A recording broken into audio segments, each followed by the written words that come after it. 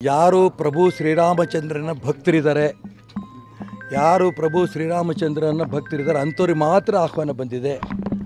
ರಾಜಕಾರಣವನ್ನು ರಾಮ ಮಂದಿರ ದೃಷ್ಟಿನಲ್ಲಿ ಯಾರು ಯೋಚನೆ ಮಾಡ್ತಾರೋ ಅಂಥವ್ರಿಗೆ ಯಾರಿಗೂ ಕೂಡ ನಾವು ಕೇಂದ್ರದ ನಾಯಕರು ಆಹ್ವಾನ ಕೊಟ್ಟಿಲ್ಲ.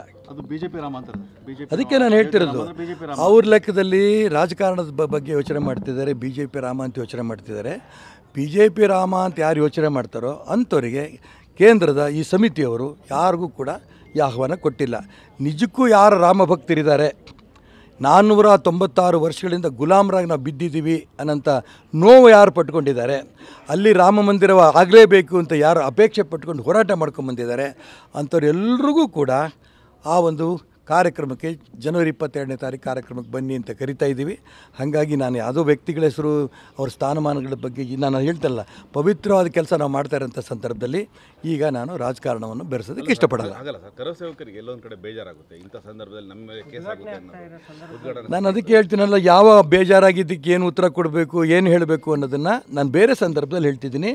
ಈಗ ನಾವೆಲ್ಲ ಪವಿತ್ರವಾದ ಕೆಲಸವನ್ನು ಪ್ರತಿ ಮನೆಗೂ ಕೂಡ ರಾಮದ ಮಂದಿರದ ಅವನ ರಾಮನ ಮಂತ್ರಾಕ್ಷತೆಯನ್ನು ನಾವು ಮನೆ ಕೊಡ್ತಾ ಇರೋಂಥ ಸಂದರ್ಭದಲ್ಲಿ ನಾನು ಇದನ್ನು ಅವ್ರಿಗೆ ಟೀಕೆ ಮಾಡೋದಾಗಲಿ ಅವ್ರು ಮಾಡಿರೋ ಕೆಲಸಗಳ ಬಗ್ಗೆ ಆಗಲಿ ನಾನು ಇವಾಗ ಏನು ಹೇಳಲ್ಲ. ನಾನು ಒಳ್ಳೆ ಪವಿತ್ರವಾದ ಕೆಲಸ ಮಾಡ್ತಾ ಇರೋಂಥ ಸಂದರ್ಭದಲ್ಲಿ ಆ ರಾಜಕಾರಣವನ್ನು ಈ ಸಂದರ್ಭದಲ್ಲಿ ನಾನು ಹೇಳೋಕ್ಕೆ ಇಷ್ಟಪಡಲ್ಲ.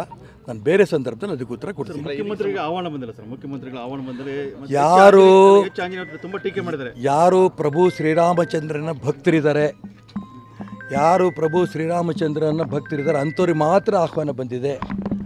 ರಾಜಕಾರಣವನ್ನು ರಾಮ ಮಂದಿರ ದೃಷ್ಟಿನಲ್ಲಿ ಯಾರು ಯೋಚನೆ ಮಾಡ್ತಾರೋ ಅಂಥವ್ರಿಗೆ ಯಾರಿಗೂ ಕೂಡ ನಾವು ಕೇಂದ್ರದ ನಾಯಕರು ಆಹ್ವಾನ ಕೊಟ್ಟಿಲ್ಲ. ಅದು ಬಿಜೆಪಿ ರಾಮ ಅಂತಾರೆ.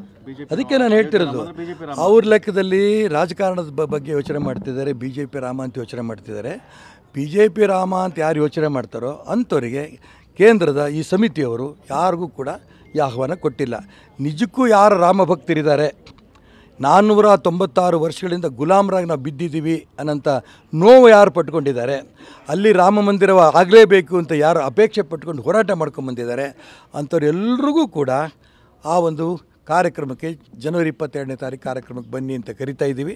ಹಾಗಾಗಿ ನಾನು ಯಾವುದೋ ವ್ಯಕ್ತಿಗಳ ಹೆಸರು ಅವ್ರ ಸ್ಥಾನಮಾನಗಳ ಬಗ್ಗೆ ನಾನು ಹೇಳ್ತಲ್ಲ, ಪವಿತ್ರವಾದ ಕೆಲಸ ನಾವು ಮಾಡ್ತಾ ಇರೋಂಥ ಸಂದರ್ಭದಲ್ಲಿ ಈಗ ನಾನು ರಾಜಕಾರಣವನ್ನು ಬೆರೆಸೋದಕ್ಕೆ ಇಷ್ಟಪಡಲ್ಲ. ಆಗಲ್ಲ ಸರ್, ಕರಸೇವಕರಿಗೆ ಎಲ್ಲೊಂದು ಕಡೆ ಬೇಜಾರಾಗುತ್ತೆ ಇಂಥ ಸಂದರ್ಭದಲ್ಲಿ, ನಮ್ಮ ಮೇಲೆ ಕೇಸ್ ಆಗುತ್ತೆ ಅನ್ನೋದು. ನಾನು ಅದಕ್ಕೆ ಹೇಳ್ತೀನಲ್ಲ, ಯಾವ ಬೇಜಾರಾಗಿದ್ದಕ್ಕೆ ಏನು ಉತ್ತರ ಕೊಡಬೇಕು, ಏನು ಹೇಳಬೇಕು ಅನ್ನೋದನ್ನು ನಾನು ಬೇರೆ ಸಂದರ್ಭದಲ್ಲಿ ಹೇಳ್ತಿದ್ದೀನಿ.